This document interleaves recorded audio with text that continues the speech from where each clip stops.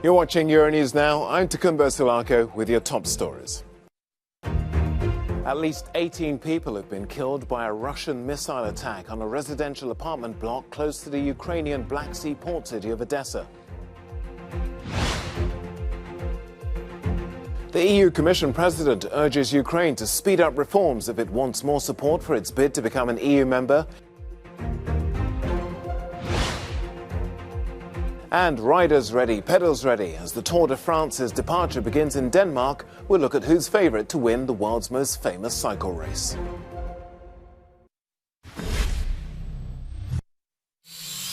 In yet another attack on a residential building, at least 21 people were killed, this time in the Odessa region.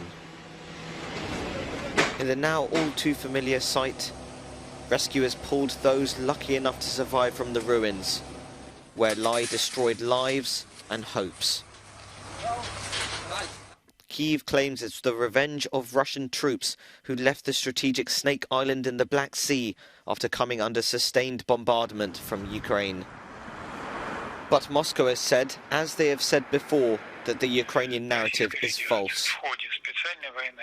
The Russian presidential spokesman Dmitry Peskov said Russian Federation armed forces do not target civilian objects and civilian infrastructure sites in the course of the special military operation. Peskov also added that Russia does target munition warehouses and places where they accuse Ukraine of training mercenaries. And in Lysychansk, in Donbass, the fighting is intensifying around the city's refinery. There's been no running water or electricity here for weeks. Slowly, these people are suffering the same fate as those of Mariupol and Severodonetsk before them. This family has decided not to leave and suffered weeks of bombing. Alyona's husband was killed in one of the raids. He was buried in the courtyard of their house. There are neighbours here who don't want to leave, but she can't stand it any longer.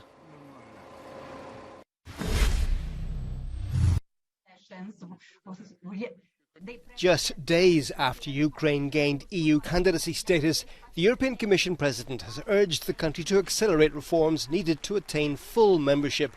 Ursula von der Leyen was speaking in a special address to the Ukrainian Parliament. Amid fears of weakening EU support, she also offered reassurance. Putin's army is still killing your brothers and sisters. They continue occupying your land, stealing your grain, and bombing your cities. You are fighting back bravely. And Europe will stand up with Ukraine as long as it takes. We will not rest until you prevail. It will take years for Ukraine to become an EU member, and Brussels requires Kyiv to undertake a raft of anti-corruption reforms before it can happen. Preventing and combating corruption has been particularly high on your agenda since the Revolution of Dignity. You have created an impressive anti-corruption machine. But now, these institutions need teeth and the right people in senior posts. Becoming a candidate for EU membership was a huge morale boost for the country. How quickly it achieves that goal is now in its own hands.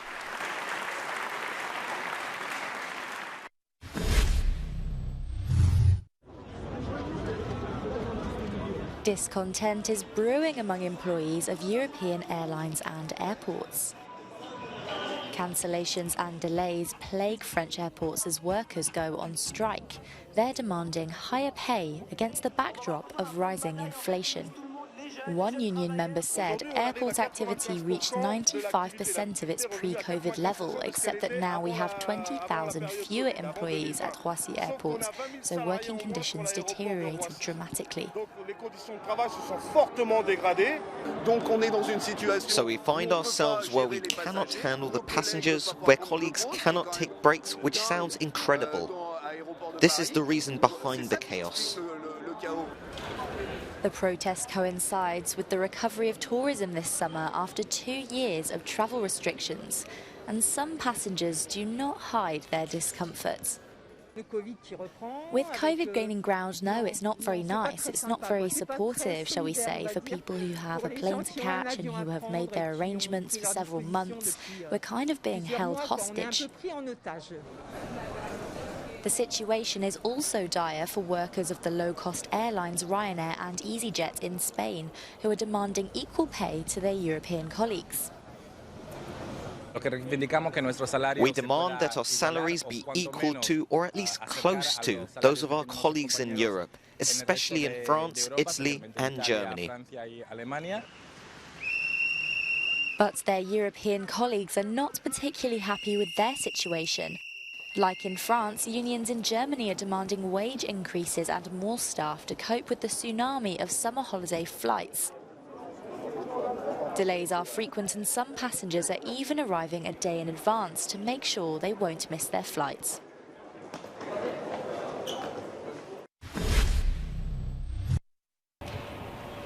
Inflation across the Eurozone area rose to 8.6% in June, a new record since record-keeping began 25 years ago in 1997.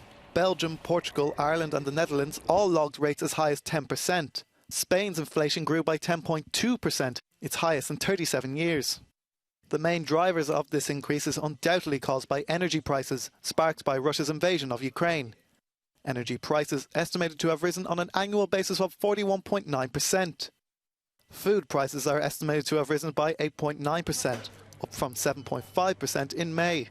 The services industry has also made a marked contribution.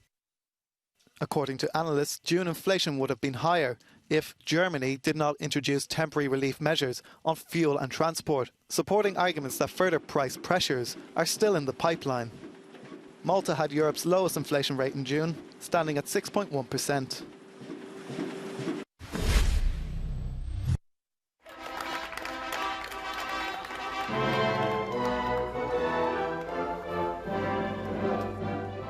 Gay and lesbian couples in Switzerland can now officially tie the knot, as a new law on same-sex marriage came into force on Friday. Euronews spoke to one Swiss couple who are looking forward to their special day. We feel very emotional, actually. I mean, we've waited such a long time to be finally equally allowed to marry. It's incredible. For me, it's just equality. It means that we are treated equally, that we are the same, and it's a powerful, powerful day. And I'm really, really happy that I can, be here and actually get married to this woman. The Alpine nation approved same-sex civil partnerships in 2007. But this step follows a nationwide referendum held last year, in which over 64% of voters backed the Marriage for All bill.